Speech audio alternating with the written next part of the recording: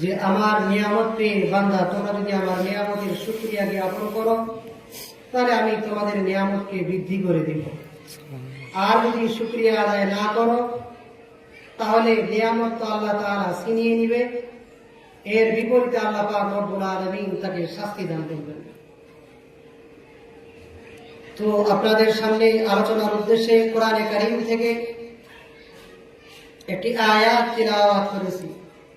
উক্ত আয়াতের মধ্যে আল্লাহ পাক রব্বুল আলামিন বলেন, ইয়া আইয়ুহাল্লাযীনা আমানু আমিনু, যে হে ঈমানদারগণ তোমরা ঈমান আনো। তো আল্লাহ তাআলা ঈমানদারদেরকে ঈমান আনতে বলতেছে, ইয়া আইয়ুহাল্লাযীনা আমানু আমিনু বিল্লাহ ওয়া রাসূলিহি, হে ঈমানদারগণ তোমরা ঈমান আনো আল্লাহর উপর এবং তার রাসূলের উপর। তাহলে ঈমানদারগণ ঈমান আনবে এ কথার অর্থ কি?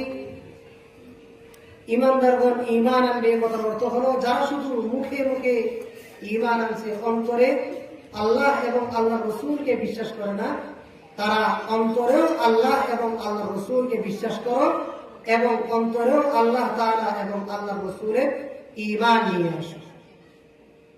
তো ঈমানের গুরুত্ব কতটুকু এটা আমরা সাধারণভাবে মনে করি যে ঈমানটা খুব ছোট কাজ। বান্দার উপর যত ফরজ বিধান আছে এই ফরজ বিধানগুলোর মধ্যে সবচেয়ে গুরুত্বপূর্ণ এবং সর্বপ্রথম যে বিধান সেটা হলো ঈমান আনার বিধান। ঈমান ছাড়া বাকি আপনি যত কাজই করেন না কেন সব কাজ আপনার বেকার, অনর্থক, কোনো কাজে আসবে না। আমরা দেখি কাফের বেঈমানরা লক্ষ কোটি টাকার সেবামূলক কাজ করে,